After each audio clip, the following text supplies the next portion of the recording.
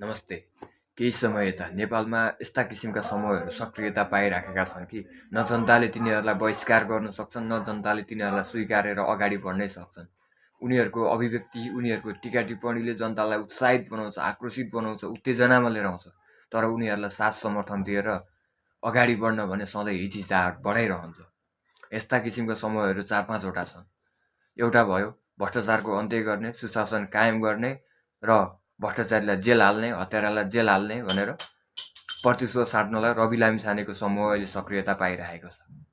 अर्को समूह भयो जेनजी आन्दोलनमा जति पनि शहीद हुनुभयो तिनीहरूको नाम बेचेर तिनीहरूलाई न्याय दिलाउँछु भन्दै निर्वाचनसम्म दल दर्ता गरेर भोट माग्ने त्यो तरिकाले सक्रियता बढाइरहेका छन्। र अर्को भयो राज संस्था पुनर्स्थापना गराउँछु भन्दै राजाको नाम बेचेर भोट माग्न जाने, अर्थात् अथवा निर्वाचन आयोगमा गएर दल दर्ता गर्ने।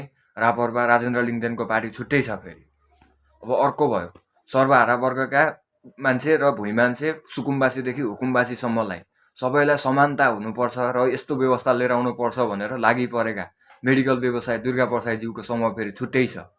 यो सबै समूहको अभिव्यक्ति, यी सबै समूहको टिका टिप्पणी सुन्दा कसैको पनि गलत छैन। तर यिनीहरूको पृष्ठभूमि हेर्नु हो भने यिनीहरू कुन लेभलबाट आएका थिए र यिनीहरू अहिले कुन लेभलमा छन् भन्ने कुरा हामीहरू सबैले आत्मसमीक्षा गर्न सकिन्छ।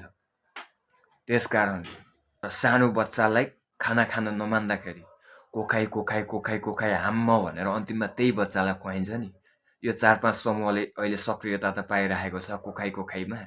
भोलिको दिनमा हाम्म चाहिँ त्यही शेरबहादुर, प्रचण्ड र ओली यही 3जनाले गर्नेवाला छ। यो कुरा चाहिँ ढुक्क हो। म यिनीहरूको समर्थन होइन र कसैलाई भोट हाल्नेवाला पनि छैन। जय देश, जय नेपाल।